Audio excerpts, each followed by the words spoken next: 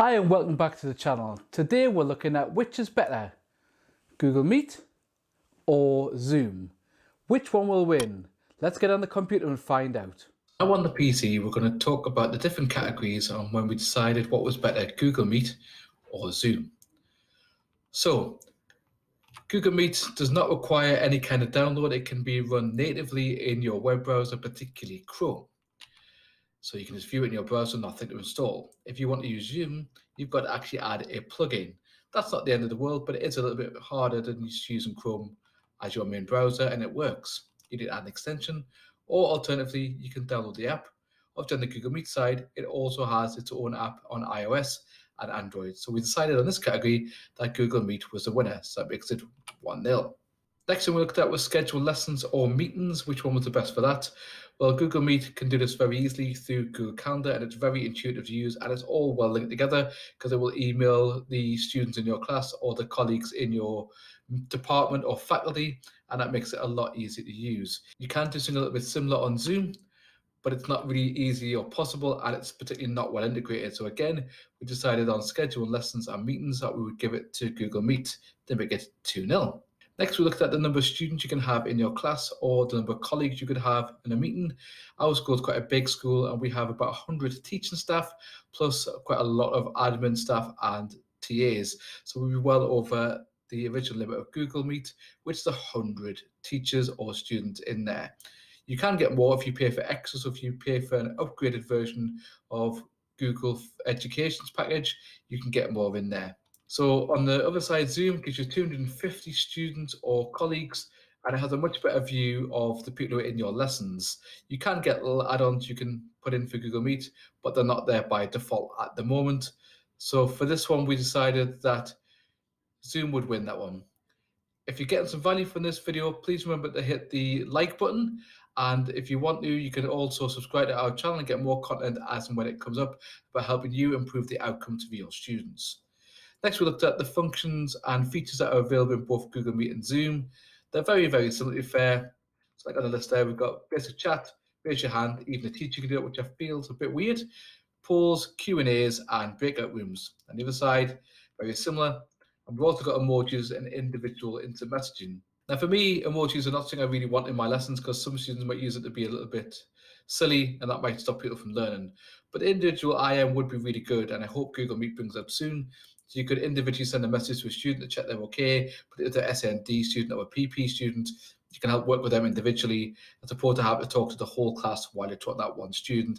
And I do feel on Google Meet that's a feature that would be really useful. So that one we decided was a draw, and that now makes it 3-2. Liability, Google Meet does have its problems. We've had problems in our school with sound at times. We've had a few problems with cameras not working. This only happens a little bit, not with most students. There are some updates you can add to Chrome OS. We actually use Chromebooks in our school. All our students have a Chromebook, pretty from year 7 now, pretty much all through year 13. So we basically rolled out some updates using the Google Meet platform, the Google Education platform, and that's made it a lot easier. On the other side, Zoom has had a lot of issues for liability. People have particularly reported back to me, other students and other teachers that they've had issues where the group's been quite large at times and the calls fell out. So we decided in that case we'd give it to Google again, making it 4-2 to Google. Next, we looked at time limits of a meeting or a lesson. Google Meet has never had any limit, and as far as I'm aware, does not have any intention of having any limits on the meetings. There's not a present with Zoom while we're in this sort of COVID era, but it did used to have a 40-minute limit. So we decided in this case, again, we would give it to Google Meet, and we're now at 5-2. Next thing is invitations. We can fully integrate these with Google Meet through the calendar and by email. Like we said before, it's well integrated, really good package, particularly if you've got Google's education package in your school, which is completely free, then that does make that a lot better. It also allows you to have RSVP so people can respond if they're going to attend the meeting.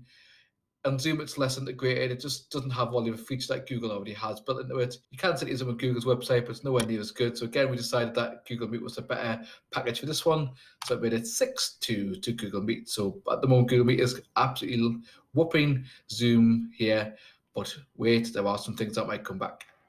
Obviously, account access as a teacher with Google Meet. If you want to use the education package, you need to be using your school email.